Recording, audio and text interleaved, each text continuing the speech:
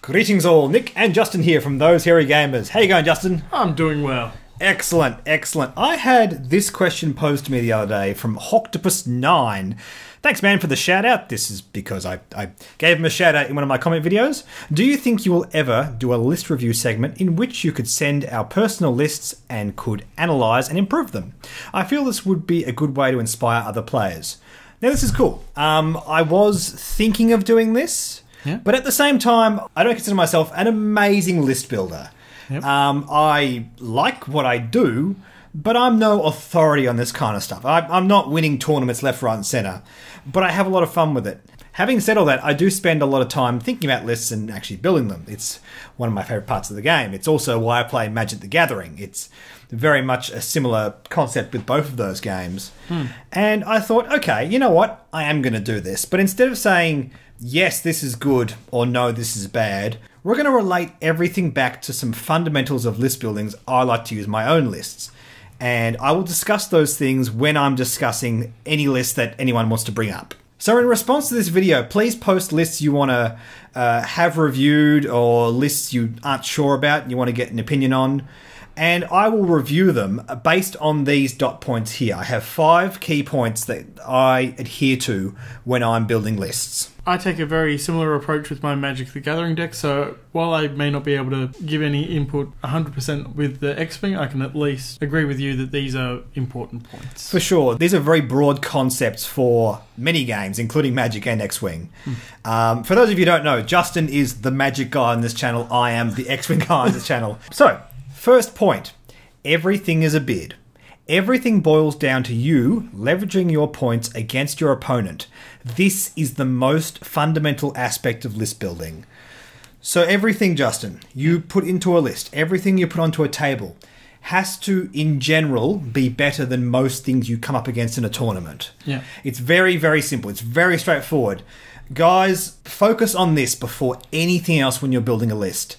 I mean, you can start with a synergy you think is pretty cool, but if you don't relate it back to this as a way to finish off your list, you're not going to have a great time. You have to think, okay, when I say everything's a bid, obviously we have squad point bids. The lowest squad point bid gets to choose who takes initiative, but that approach goes to everything we put into the game. And that's what I find really interesting about X-Wing, which I'm slowly starting to learn a bit more about, that these points actually really do matter. And even if you sit at 98 points, just because you're at 98 doesn't mean that you're necessarily going to do better with 100 points, because not at 98 points it gives you an advantage provided that the opponent has more points than you. Yeah, depending on the list, the 2-point bid is pretty big, especially with ace lists with high pilot skills. But everything else you put on the table is important as well. Like, you have to think, what am I bidding in terms of the overall hit points of all my ships? What am I bidding in terms of agility? Like, how durable are all my ships? What am I bidding in terms of the raw amount of red dice I'm putting on the table? These are all factors. These are all factors that you have to take into account. Everything, not just your squad points, everything is a bid. And every aspect of your list relates back to the squad points. Are those squad points being used efficiently? Does this 5 upgrade cost card on this ship act like 5 points within the game? Is that 5 points doing 5 points of work in your list? If it's not, don't put it there. Yeah. Just pure and simple. You know, even 1 or 2 point cost cards, if they're just fluff, in general, don't take them. I mean, there are 1 and 2 point cost cards that are just good internally, and you can take them regardless of whether they have great synergy with your list. But everything has to make sense. Everything is a bid. This is my biggest point that I want you guys to take home after watching this video. All right, point number 2, true synergy versus hopeful synergy. How well is that combo really doing? Happens every game, or just once against your younger brother, like once or twice every now and then? So we have synergies, just like we do in Magic the Gathering. We have them in X-Wing as well. Synergies are 2 or more upgrade or pilot abilities that work well together. They are better than the sum of all their parts. Yeah. Things like Push the Limits and Sunterfell is a great example. Push the Limits lets you take 2 actions in return for a stress token. Sunterfell takes a focus token every time he gets a stress token. Yeah. It's very powerful, absolutely better than the sum of all the parts. That's what I would label true synergy. When I'm saying hopeful synergy, it's those kind of combos that kind of work every now and then, but... Yeah. Not really reliably. I mean, you'd know about this playing Magic the Gathering, obviously. Yeah. A great example of this is I used to fly Boba Fett with Fearlessness and Cluster Missiles. And the problem is, Cluster Missiles is a 4 squad point card. And if I don't get that off during the game, then I've wasted 4 points, which is big. Yeah. It's what I call hopeful synergy, because I'm not getting that off every game. And if I'm not getting that off every game, I'm wasting points, and that hurts. Yep. And that's pretty much what it boils down to. Now, I will say that there are examples of things which people consider true synergy, which is actually hopeful synergy. There's examples of things which people consider hopeful synergy, which is actually true synergy. Things like Electronic Baffle and Rage on Quick Draw. People say, oh, it's too janky, the synergy's not there. I completely disagree. You have full control over the damage going through on Quick Draw, and it's actually really powerful synergy. Just things like that. Like, think, how often are these things activating? How often are they going to impact on the game? How well are they going to impact on the game? And weighing up those factors, does that synergy work? Yeah. It also depends on the pilot that's piloting these things to a certain extent as well. Oh, absolutely, yeah. If you're not a good pilot and you're using the quick draw and... Yes, If you're not a confident pilot using that ability, maybe don't take it for now. Learn how to play it properly and then use it. Yeah, and for that reason I would say that build is not necessarily good or bad. It relies on your play style. Yeah. Great players can make really sort of loose synergy work really well. But having said that, you still have to... Don't bank on your synergy working. No. Ask yourself realistically, is my synergy working? And then choose to put it on the list based on that. Yeah. Point number 3, the raw frames of your list. Are my ships, sans upgrades and abilities, going to win games? They better have amazing combos if they don't, is my answer to that. Basically, a great example of this. I saw a guy fly an X-Wing with Jess Pava, a U-Wing with Cassian Andor, and a B-Wing with Nora Dentals. Now, those guys have amazing pilot abilities. Those guys have amazing... And they're sharing focus tokens, and this guy is firing torpedoes left, right, and centre, and he's using the focus token to fire torpedoes, and Cassian's stripping stress off. At the end of the day, what was that list, Justin? An X-Wing, a B-Wing, and a U-Wing. It's not going to win you games. It's just not going to win you games. I will say that some synergy is so good you can overcome this, but in general, it's not. Yeah. It's not. Synergy alone is not going to win you games. Raw frames, and again, this relates back to everything as a bid. The raw frames is an aspect of that, but it's worth its own dot point. For example, a list we're seeing a lot of these days, the Triple Scourge. They don't have amazing synergies or anything like that. They're just really good raw frames.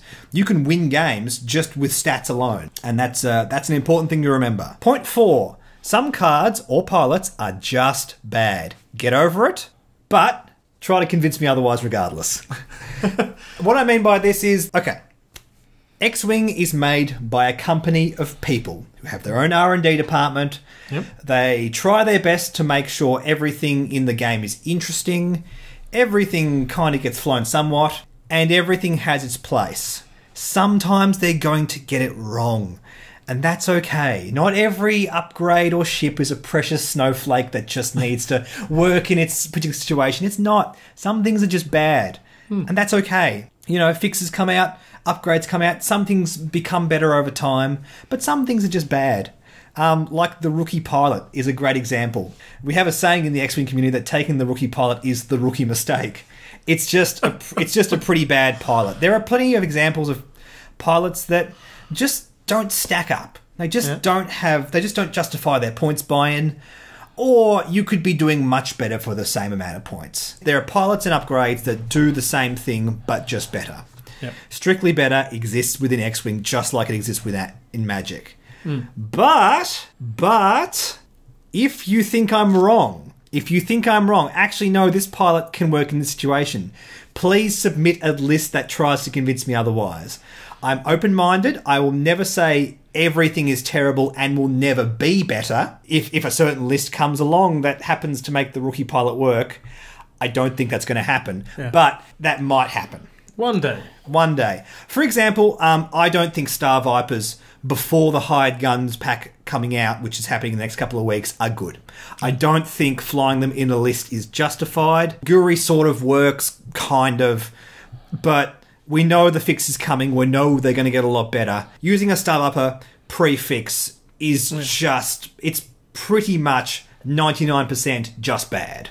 Yeah, you're looking at the thing in a vacuum without looking ahead. That's right. You're not looking ahead. You're not looking before. You're looking at this thing in a vacuum. Is it good or bad? I would say that 90% of the thing in everything in X-Wing is all middle of the road. FFG have done a great job of balancing this game, barring a few ships. But there are some things which just didn't prevail, and that's okay. It's not the end of the world. And the last point I want to make is net listing versus homebrew lists. You do you. This is a very contentious point amongst a lot of players. People think that net listing is ruining the game. Spoiler alert, guys, this happens in every single game. And guess what? It never ruins the game. Yeah. If you're the kind of person that's not really into building lists and that kind of stuff, just net list. It's okay. If somebody gives you crap about it, just tell them, look, this is what I want to do. This is how I choose to enjoy the game. It's not the end of the world. For those of you who don't know, net listing is basically looking at the meta as a whole, looking at what works well, and just saying, okay, I'm just going to use that list. Yeah. It literally translates to internet listing, yeah. as in you take it off the net. Just to point out, I am a net decker. Yeah. I will always go online. I'll see what people are running. I go, okay, this thing works well. However, when I net deck, I will always try and add my own flavour to something. That's very important. Because while someone is doing something that they love, it might not correlate to me perfectly. Exactly right. So I'm going to try and put my spin, my flavour on the net deck, and that way it's still it's my list, but it's a net deck. That's right. That's right. And the same thing is with X-Wing. Yeah. People often tweak one or two upgrades just because they prefer them. They seem to fly better with them. If you're going to send me a list that's just a net deck with a bit of a twist on it, that's fine. I don't care. I'll review it. That's fine. Net decks exist for a reason. And to anyone who still doesn't like net listing, I put this to you. Net listing would not exist without homebrewing. Net lists are just homebrew lists that did well. Yep. They are part of the same symbiosis. They are part of the same paradigm when we're building lists in X-Wing. So from that point of view, don't be afraid to go, oh, it's a triple Skirg list, but Nick doesn't want to look at triple Skirg lists. Everyone's flying triple Skirgs. No, send me a triple Skirg list. I will review it. I don't care. It's all good fun. So yes, please send me in your list, guys. These are the main factors I tend to review lists on. But feel free to say, oh, I think this list works for this reason or that reason, and I will review it based on that as well. No matter what list you like to fly, I think it's important that you justify why you fly it. Yeah. So talk about your list. Don't just send me a list and go, oh, what do you think of this? Actually talk to me about it, like going, oh, I find this works quite well, or I found that works quite well. And that gives me a basis to sort of leap off and go, oh, okay, well, if you like that kind of thing, maybe you should consider this kind of thing. Yeah. Make it a conversation. That's what I want these videos to be about. Because all in all, when you build a list, you're going to build it for yourself. That's right. And you may not like the way that Nick wants this list to run. So if you explain to us why you want these cards in... Yes, exactly right. We're going to be able to try and build a better list for you. I will explain why I think these cards work, but you might still disagree. And that doesn't matter. You do you. That's what it's all about. Indeed. I want these videos to not be, this list is good or bad. I want these to be conversations. I want to sort of expand your horizons in terms of the way you think about list building. Anyway, guys, that's it for today. Like and subscribe, and we'll catch you in the next video. Bye.